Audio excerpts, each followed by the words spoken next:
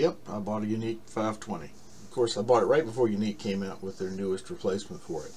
To be honest, my main real estate drone is still an Autel Evo 2 Pro.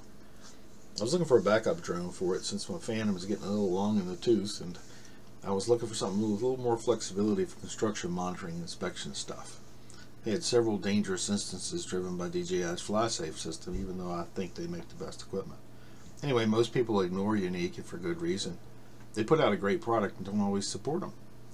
They've done pretty well with the 520 though, which is sort of a jack of all trades.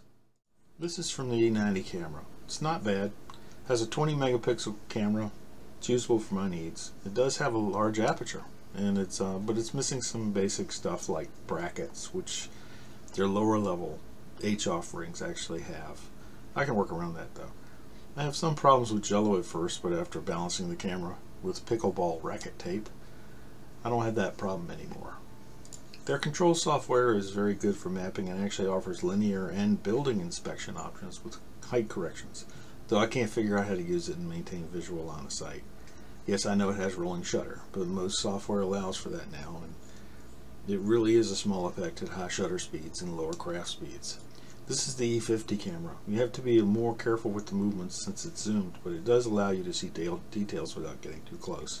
It was probably built with telecom in mind, so you don't have to get too close, but in my area these inspections are currently owned by telecom companies or large drone coordinators. I wanted it so I wouldn't bother workmen on the site I was flying.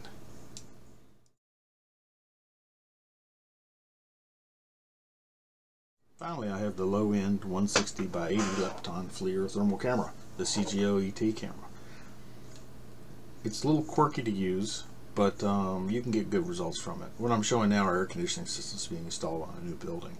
System's not up yet, but you can tell that 2 of the units are powered on. You can read actual temperatures with it, but they aren't saved to video or pictures, so screenshots, which are pretty easy to obtain, are often the best way to record the temperature. I'm still learning it, but I can see it'll be useful for roofs if you fly pretty close to them. This drone has options up to 640 by 480, but that would be another 5K box. I don't think it would be as helpful for search and rescue unless the air temperature is below 60 degrees, so you can see a difference between body temperature and the environment.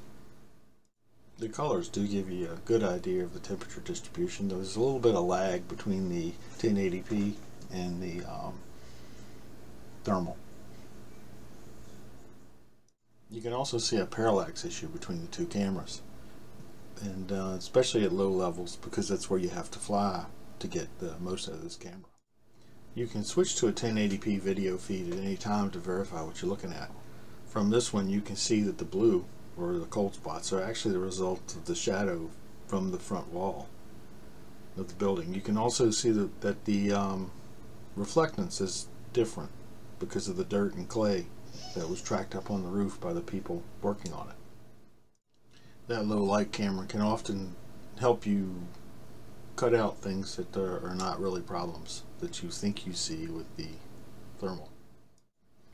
The drone has a few other options, like a 30 times zoom camera, which is probably just for sighting telecom towers. It's not cheap though. It's running over 3K, which is about the same price as the 320 version of the thermal camera for this thing. Anyway, we'll see how it works out. This is a used one and is one of the first generation of the 520s. It looks like the payloads for their new drone look eerily similar to the second generation ones. Finally, I thought I'd show a little bit about what things look like at a distance with the CGO-ET.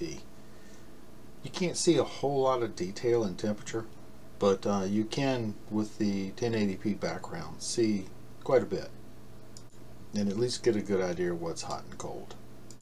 Anyway, thanks for watching. We'll see how this thing works out over time.